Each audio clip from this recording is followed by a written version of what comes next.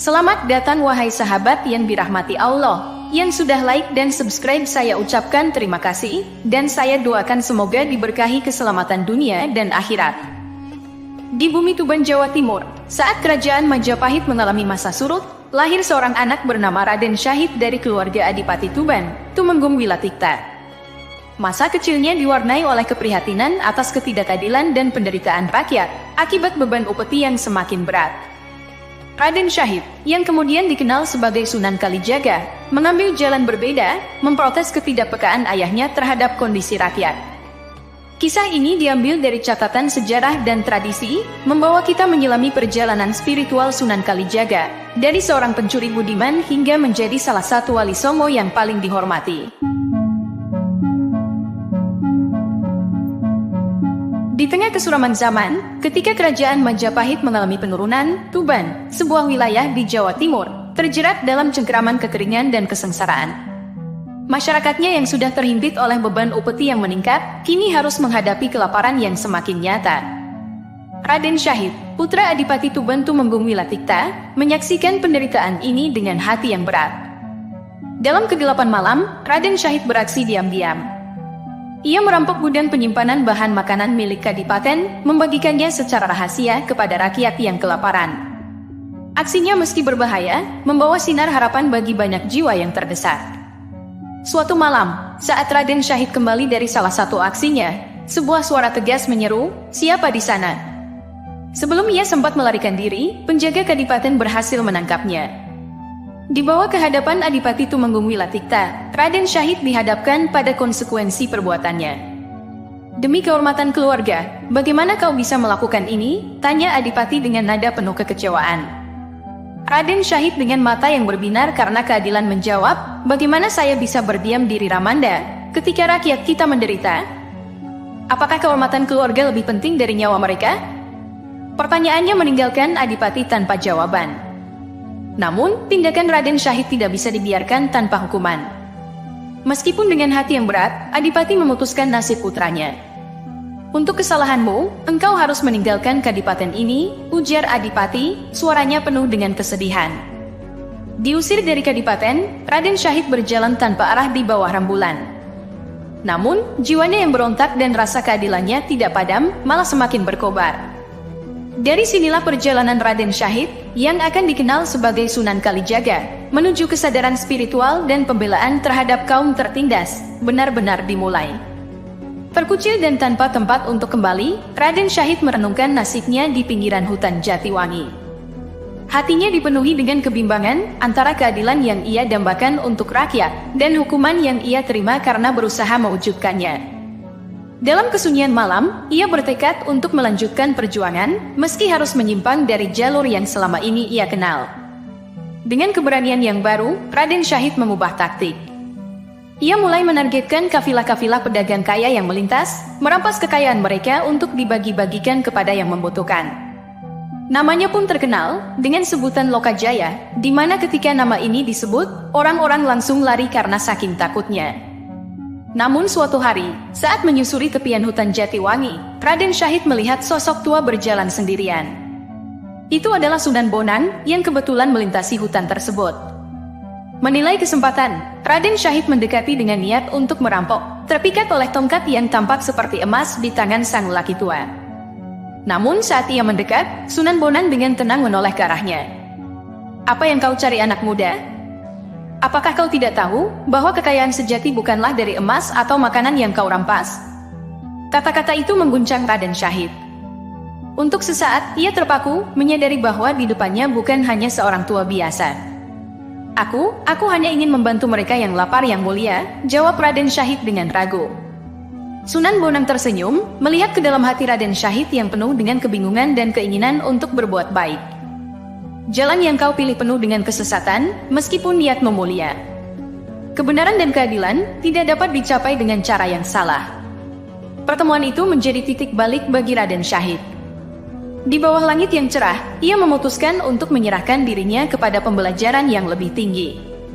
Sunan Bonang dalam kebijaksanaannya, menyadari betapa pentingnya pendekatan yang lembut dan bertahap, dalam mengenalkan ajaran Islam kepada Raden Syahid.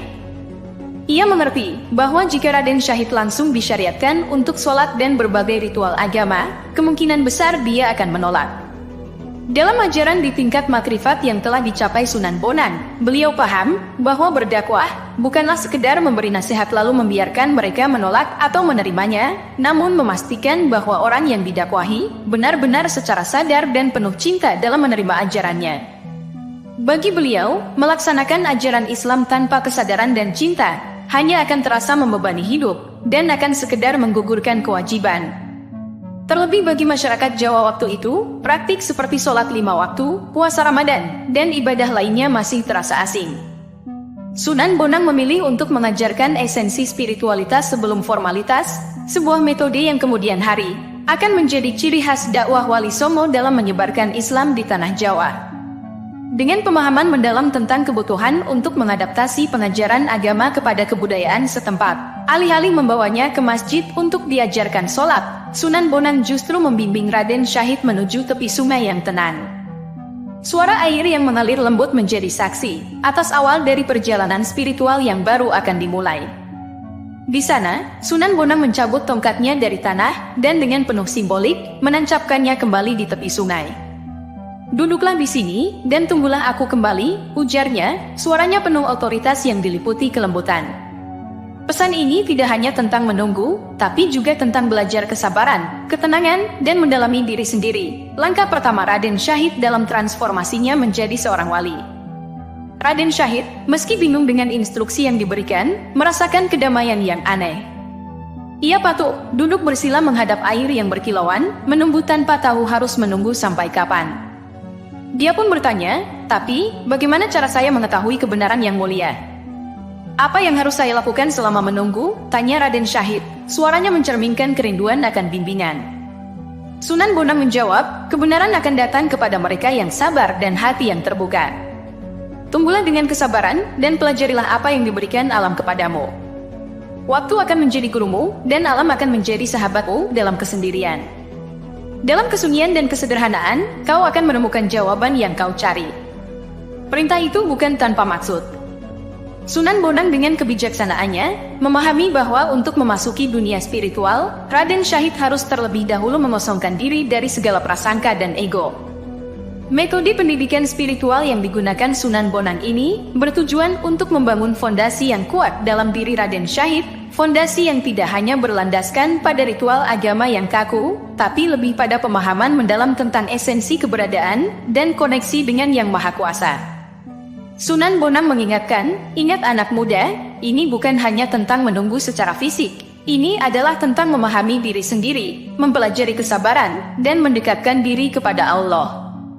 Selama aku tidak ada, amatilah alam ini bagaimana ia bekerja, renungkan bagaimana kehidupan bermula, dan temukan kebenaran yang sesungguhnya." Hari-hari pun berlalu, Raden Syahid tetap duduk di tepi sungai, mengamati alam dan merenung dalam kesunyian. Ia mulai memahami bahwa dalam kesederhanaan dan kesabaran, terdapat pelajaran-pelajaran kehidupan yang tidak pernah ia temui dalam kekayaan atau kekuasaan.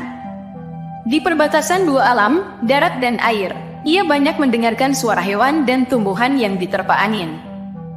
Mulai dari jeritan rusa yang diterkam harimau, suara kecupuk ikan mengambil nafas di permukaan air, hingga merasakan bagaimana rumput mulai tumbuh.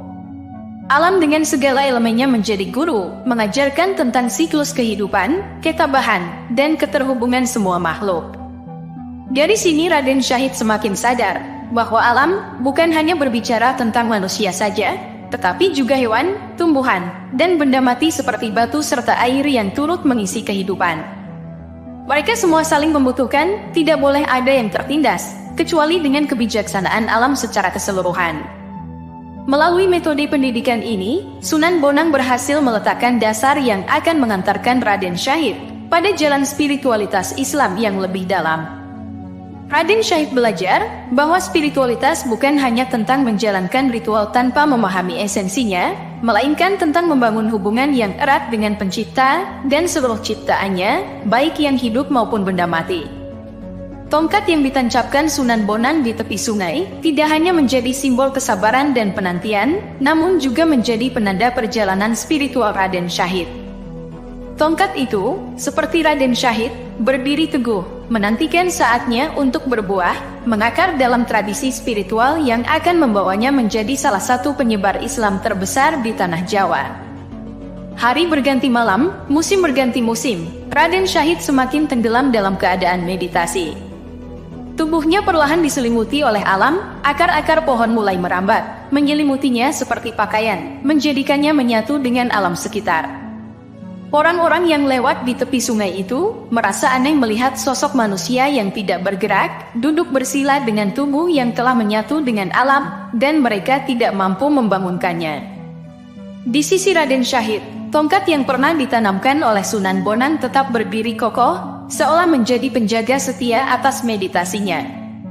Tak seorang pun yang ada mampu mencabutnya, seolah-olah telah melekat kuat pada tanah, simbol dari keteguhan dan kepatuhan spiritual Raden Syahid. 3 tahun berlalu, hingga suatu hari Sunan Bonang kembali ke tempat itu, dipandu oleh nasib dan kebijaksanaan yang mendalam.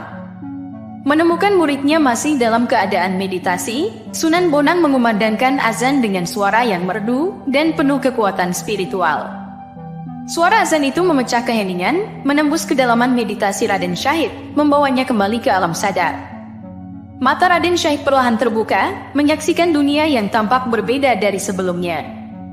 Dengan azan yang masih bergema di telinganya, Raden Syahid merasakan kehadiran spiritual yang mendalam, seakan baru saja terlahir kembali. Sunan Bonang dengan senyum penuh kasih, membantu Raden Syahid berdiri, menghapus lapisan alam yang telah menyelimutinya. Inilah saatnya Raden Syahid, ujar Sunan Bonang, kamu telah menunjukkan kesetiaan dan keteguhan hati yang luar biasa. Sekarang, saatnya kamu mempelajari ilmu-ilmu agama Islam secara lebih formal, untuk mempersiapkan diri dalam peran baru yang akan kamu emban. Setelah pembelajaran intensif di bawah bimbingan Sunan Bonang, Sunan Kalijaga memulai perjalanannya sebagai salah satu penyebar agama Islam. Dengan kebijaksanaan dan pengalaman spiritual yang mendalam, ia mengembangkan metode dakwah yang unik, menggunakan pendekatan lembut, dan menyisipkan nilai-nilai Islam ke dalam tradisi lokal. Ini membuat pesan-pesan dakwahnya diterima dengan lebih mudah oleh masyarakat, membuka hati mereka tanpa perasaan terpaksa atau terbebani. Dalam salah satu perjalanannya, Sunan Kalijaga menyanyikan syair-syair dakwah yang merdu.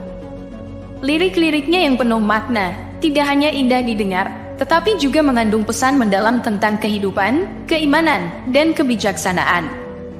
Syair-syair ini menarik perhatian banyak orang, termasuk Cakrajaya, seorang perampok yang terkenal kejam dan ditakuti. Cakrajaya, yang tadinya berniat mencari mangsa di daerah tersebut, menjadi terpaku mendengarkan syair yang dinyanyikan Sunan Kalijaga. Keindahan syair tersebut menyentuh sesuatu di dalam hatinya yang selama ini terkubur oleh kehidupan penuh kekerasan yang dijalaninya. Setelah pertemuan itu, Cakrajaya mendekati Sunan Kalijaga, mengungkapkan kekagumannya terhadap syair-syair tersebut dan keinginannya untuk mengenal lebih jauh tentang ajaran yang disampaikan. Sunan Kalijaga yang melihat potensi perubahan dalam diri Cakrajaya menyambutnya dengan hangat. Jalan menuju kebenaran memang panjang dan memerlukan kesabaran serta keikhlasan, kata Sunan Kalijaga kepada Cakrajaya. Jika engkau benar-benar ingin mengubah hidupmu, pertama-tama, engkau harus bersedia untuk bertapa, merenungkan setiap perbuatanmu, dan memohon ampun kepada Allah atas segala dosa. Terkesan dengan kebijaksanaan dan kedamaian yang ditawarkan Sunan Kalijaga, Cakrajaya memutuskan untuk mengikuti jejaknya, terlebih Cakrajaya mengetahui bahwa dia adalah Lokajaya, seorang yang disegani dan ditakuti di kalangan perampok. Dengan restu dan bimbingan dari Sunan Kalijaga, Cakrajaya pun memulai perjalanan spiritualnya sendiri, menarik diri ke dalam hutan untuk bertapa, merefleksikan hidupnya, dan berusaha menemukan jalan kembali ke jalan yang benar. Setelah 44 tahun, kisah Cakrajaya yang bertapa dalam kesunyian hutan menjadi legenda. Sunan Kalijaga, yang telah mengajarkan banyak murid dan menyebarkan Islam dengan pendekatan yang penuh kasih, merasa tiba saatnya untuk kembali menemukan Cakrajaya. Namun, hutan tempat Cakrajaya bertapa telah menjadi sangat lebat, menyulitkan pencarian. Dengan kebijaksanaan dan pertimbangan yang mendalam, Sunan Kalijaga memutuskan untuk menggunakan cara yang tidak biasa, membakar hutan tersebut. Ini bukan tindakan sembarangan, melainkan dilakukan dengan doa dan niat, agar api hanya membersihkan jalan tanpa merusak esensi kehidupan di dalamnya. Ketika api mereda, ajaibnya, Cakrajaya ditemukan dalam keadaan tidak terbakar, tengah duduk bersila dalam meditasi yang dalam. Ini menjadi bukti kekuatan iman dan perlindungan Allah terhadap hambanya yang setia. Dengan hati yang bersyukur, Sunan Kalijaga mendekati Cakrajaya, membangunkannya dari meditasinya. Cakrajaya yang kini telah mencapai tingkat kesadaran spiritual yang tinggi, menyambut gurunya dengan rasa hormat yang mendalam. Sunan Kalijaga kemudian mengajarkan ilmu agama Islam kepadanya, memperdalam pemahamannya tentang kehidupan, keimanan, dan bagaimana menerapkannya dalam kehidupan sehari-hari.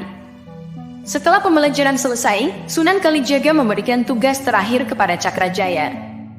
Kini, saatnya kamu menggunakan ilmu dan kebijaksanaan yang telah kamu peroleh untuk kebaikan umat, kata Sunan Kalijaga.